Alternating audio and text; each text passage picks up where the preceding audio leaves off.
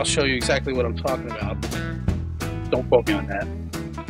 And then you couldn't stop talking about it. No, I couldn't. Let me see one of those so I can see how it fits in my big old paw. Till next time, go take on the world. What is going on? And welcome to Take on the World Gear Knife Review. Finally. What's our third establishment? Yep. Yes, sir. Mike was yelling at me that you need to do more. Blah, blah, blah, blah, blah. I don't know if I was yelling. So here I go. I don't know if I said bub either. What do you got for us today, man? We just got off the SE6, so what I want to bring to you right now is a very, very common but great cheap-ass knife you can find almost anywhere. I actually ran across these. After you gave me that, I ran across these. Woo! Yes, you did. And I was like... Every time I see them, I got to buy some. Can I see that knife out there? And they're like... Oh, that's the... I'm like, yeah, I think I got one of those. So what I got for y'all today is the Pow! The Mora Companion. Yes, sir. Ooh, the unboxing is beautiful. Let me get this thing out of the way here. Look at that guy. I put a mustard patina on that. Took me about 3 days. I just painted some mustard on there on both sides. And let it rot its way through the blade for like 3 days. Then wash it off with soap each time. Would you put some on every day and what I would just leave it on for 3 days? Nope. What I would do is I would get a little bit of mustard, dip a Q-tip in it, and just paint it on there, however you want to, on both sides, and leave it for a day. And then when you're done, scrub it down real good with dish soap, hot water and dish soap. Because I found that if you just wipe it off and try to do another mustard patina, it doesn't take. There's like some kind of weird layer on there that it doesn't etch the blade. So you got to clean it really good. Can't you just use vinegar? Yes, one of my other standard things was to clean the blade really well.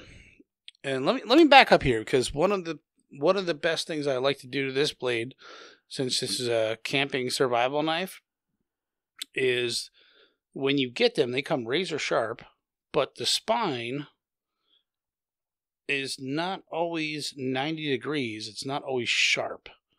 So I will clamp this into a vise, or hold it as straight as you can. Take a really nice sharp file and just go just slowly. We go back and forth until this thing has a nice sharp 90-degree spine. So you can take a ferro rod and... You did it again. I just peeled a bunch of... Can you see that? Hope you brought that pen with you. That's my pen. But you can see that little curly Q hanging off the end there. And that would definitely spark a ferro rod like a Baus. And listen, some people say that, now this happens to be a carbon steel knife, but some people say that, oh, well, stainless steel knives won't spark a ferro rod. I'm going to tell you right now, that's bullshit. All you need to do to strike a ferro rod is have a sharp edge. It needs to scrape that material off there to cause a spark. And most of your stainless steel knives that you get have a rounded edge, which I have another knife. It's in the lineup, and I'll show you what I did to that to get round edge. What's that? I said, there's another knife in my roundup. Did you fucking just talk English? I don't think so. Okay. Typically, when you get like a stainless steel knife, they polish the edges up, make it look nice, so they have rounded edges. And okay, a rounded edge is not going to dig in and I'm with you. Make a spark. So there are videos out there that I've seen where guys say, oh, don't buy a stainless steel blade because they won't strike a ferro rod. And I'm telling you right now, that's wrong. Yes, they will. You just have to know what you're doing, and you have to have the right edge. You are wrong, sir. So, Oh, fun story here. Before we did this review, what the hell was I doing, Mike? I think you were throwing it at me. I tried to stab Mike to death, and I threw the knife on the ground. I dropped it, and this is gonna be really hard to show.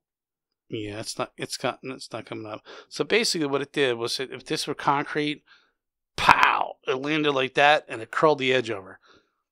And no big deal. I can straighten that out. It just has a little edge now, little curled over edge. But that's what's going to happen with your knives that you use every day. When you stab somebody with that, that's going to catch. And I'm going to tell you right now, this knife, actually these knives, they come razor sharp. This is called a help me out here, Mike. I just said it. What? A Scandy Grind. Yes. So a Scandy Grind has, I don't want to explain this. It has a one beveled edge, if you can see right here, towards the bottom. So when you go to sharpen them, if you take your, what could I use for a sharpener, I guess? If you take, let's see if this picks it up. If you lay it here, and then I raise it till I can't see a gap in between the blade and the sharpener,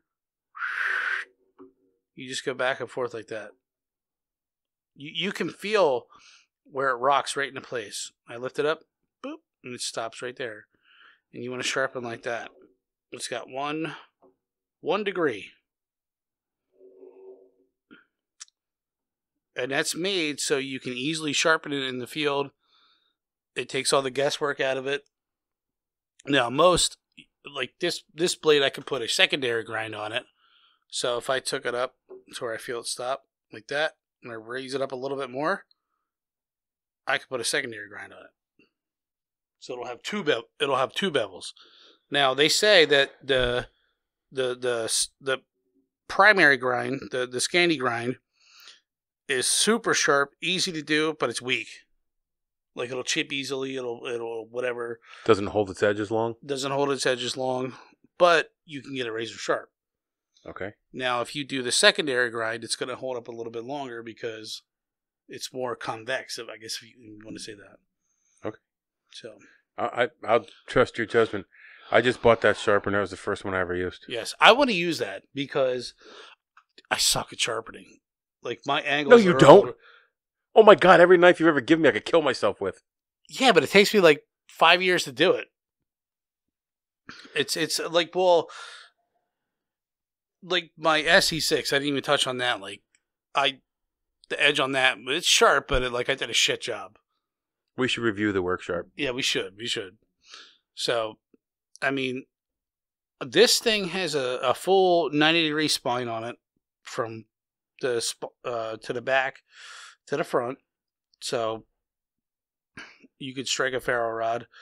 Now, the only thing, like, researching this for years, is the only criticism that I got with this knife was to, like, do not fillet fish with this, because the oils in the fish will get into this rubber and it'll make it like slick. Like, they stay in there and it like kind of like ruins the rubber.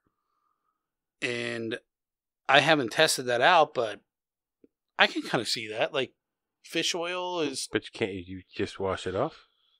I don't know. I haven't tested it out. I don't know, my fillet knife looks a lot like that, except the blade is thinner. I mean, maybe the one guy like had a fluke knife, or he was just an idiot. That could be. I mean, there's plenty of idiots out there. Especially on YouTube. But... Look, we're on. Well, the other thing I wanted to talk about is I'm a big stickler for the spine length.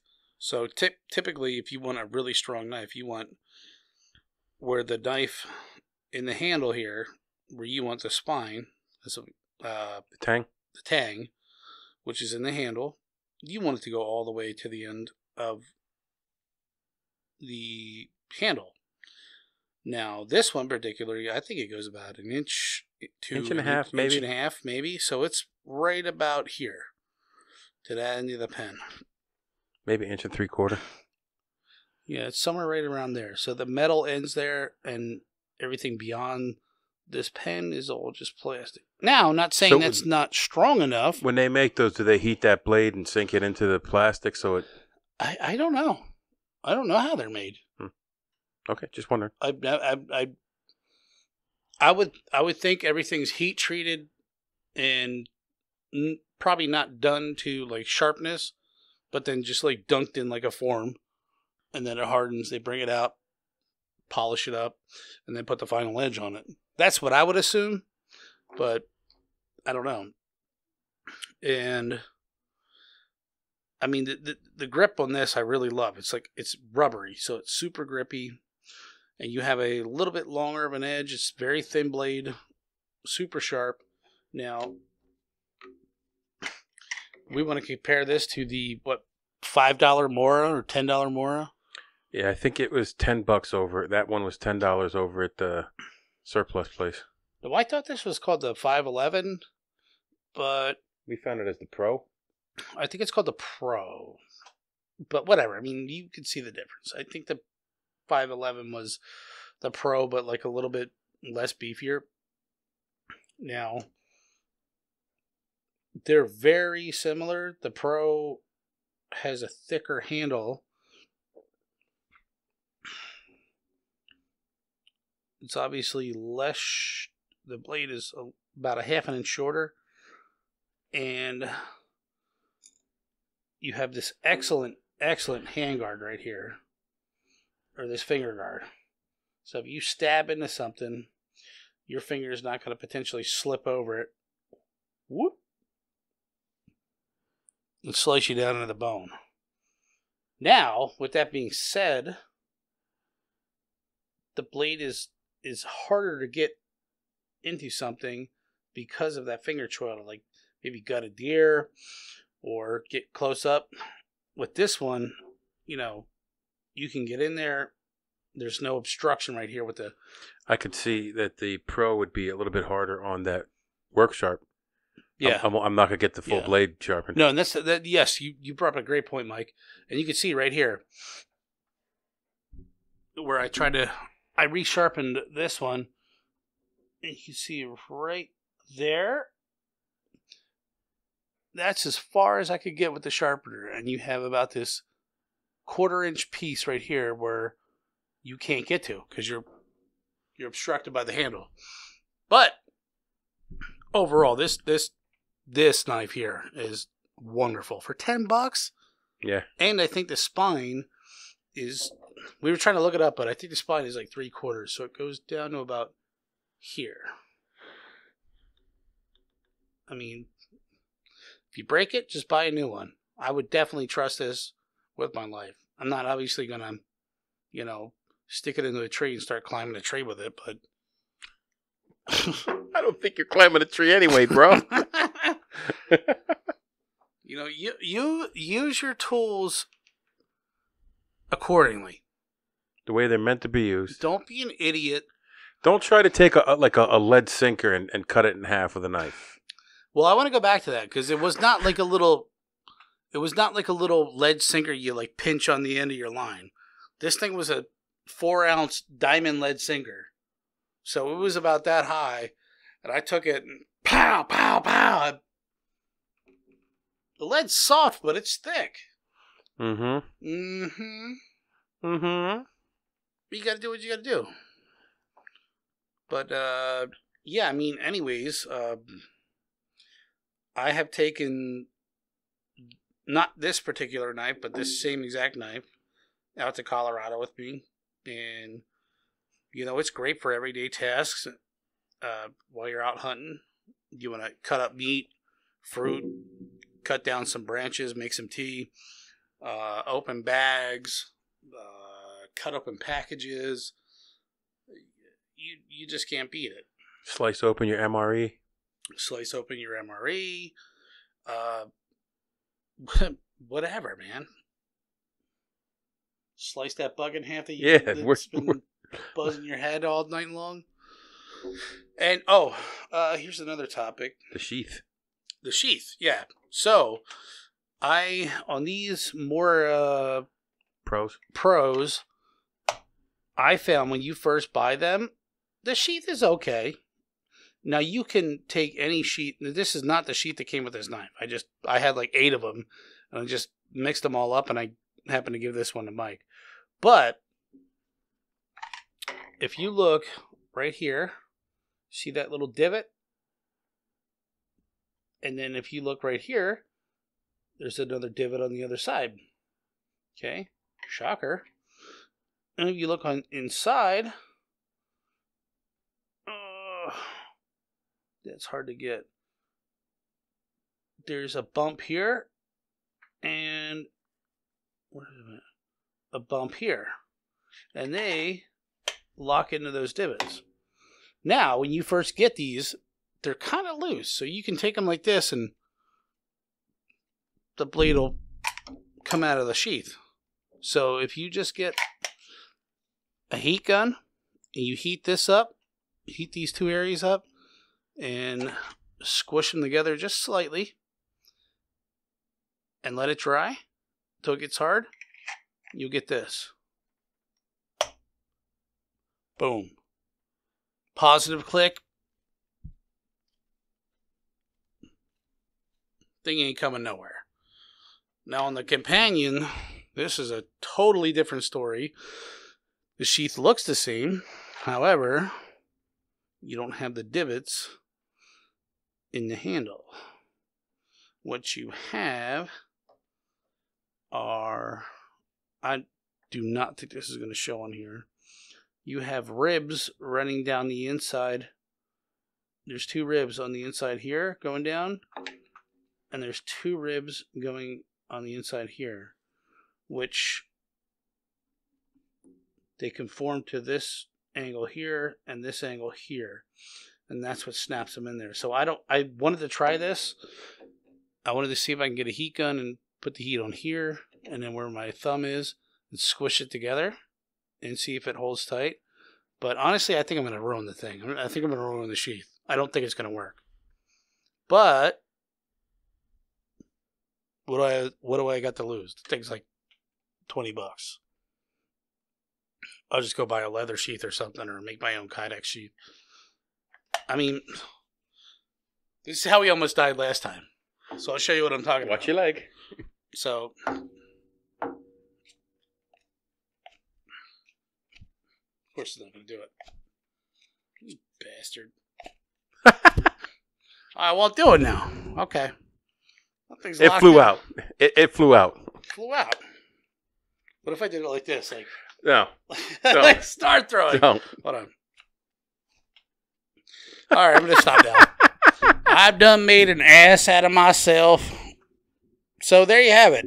I'm just telling you the facts, what I know. Both great knives. And that one goes back to you, Michael. Inexpensive. I love the thing. It's sharp as hell. Fuck yeah. Easy to sharpen, too. So I thought you knew what the difference was between a saber or a Scandy Grind and all that stuff. No. You're really into knives. I know the knives you've given me. I've loved all 3 of them. Even the one you snuck through Japanese customs. Yep. And Chicago. In Chicago, how did you do that? I don't know. Whatever. Guam, Saipan, every place. But yeah, I mean, like I've always been into knives, and I mean, I'm not even like one of my buddies. He's like twice as bad as I am. I find I have a newfound appreciation for cutlery. Like the only knives that legit, the only knives I ever had. Like I had a good set of chef's knives when I was young because I worked in a kitchen as a prep chef. So having chef knives was an important thing. Yeah. The old man who worked there had an old set, and I bought them from him, and it was like a $1,200 set of chef knives. I got them for like $200 because he didn't use them anymore. Came with the whole roll up and everything, and we would send them out to get sharpened. Yeah, I mean, there is nothing like a good set of sharp knives. Oh, my knives. Like, you ever remember that? Like, if you're like cutting a tomato or something, and you're like, I fucked up. Yeah. I fucked up. You think I think my finger's gone? You wouldn't catch me cutting a tomato. Well, or whatever. A piece of steak, fish, maybe a dildo in your case. Could be. You know that. I gotta make that smaller so it fits in my ass. Okay, you ruined it. You were doing good. You ruined it. So yeah, I mean, with like our kitchen knives here now, they've always pissed me off because they were never really sharp. And Deb bought me some decent knives for Christmas. They're nice. They're very nice knives, and they weren't sharp. Well, I bought that work sharp, and you saw how I was zipping through that onion today. Whap whap whap. Yeah. Like well. And I literally spent like a minute and a half sharpening that knife. Now, you can see like right on the tip there's like 2 or 3 different angles. If you hit the light right, I can't keep the angle right, man. You know what I'm saying? Uneven. Oh, so disappointed, bro. Now, I did get into like the Japanese style of sharpening, where you get the whetstone, and what they want you to do is you're supposed to soak the stone for at least a half an hour, and then when you use it, you put all your pressure on the backstroke, nothing on the front stroke. Right. I just watched a guy do that. But even that, I was like, I couldn't. It takes practice. It takes a lot of practice. And I mean, this thing is by far not dull, but it's like when I have a knife, I want the thing to go like this and just pop hairs off my freaking arm.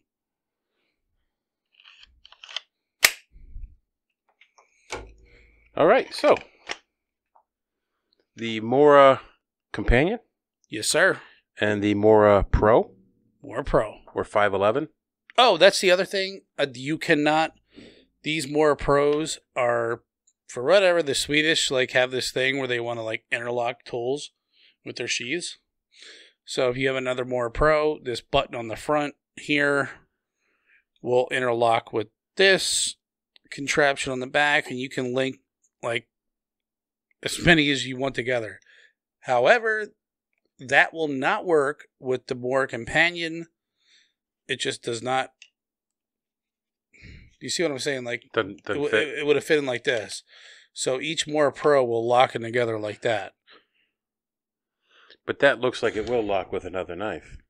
This will lock, I think, with another. I don't know what the hell it locks. No, they have a special like button system on their pants. Oh, okay. So this will lock with this Companion will lock with whatever like button they have on their pants that I guess is exclusive to like Sweden or whatever. But these will, I would loop this on my pants and then kapow, I could link another guy here, and then I could link another one on the bottom of that. But it's meant for like, they have like chisels, screwdrivers, like something like a construction guy would want. Okay. So, it's just not like knife after knife after knife, Hey, whatever. I don't judge. Yeah, but I mean, it makes sense, but for them. So, that's all I got. All right. So, there you have it. Mora Companion, Mora Pro. Cheap knives, but sometimes cheap is good. Yes, sir. So, go take on the world. And don't cut yourself when you do it. And then you couldn't stop talking about it. No, I could. Let me see one of those so I can see how it fits in my big old paw. Till next time, go take on the world.